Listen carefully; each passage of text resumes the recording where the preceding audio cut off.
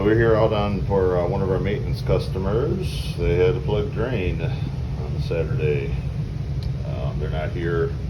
Also, their internet's not working, so the daughter, I guess, came in to check the place, and it was 81 degrees in here. So vacuum the drain out. This is an upper lower, so this is the lower unit. I don't know. I don't do the maintenance for the upstairs unit, so I don't know if they do maintenance or not, but ties into the wall back there, and it seems like that's where it was plugged, because I vacuumed right there, and I believe I pulled the clog right out. So we just did the drain, and I just did the maintenance on this probably 6 weeks ago. So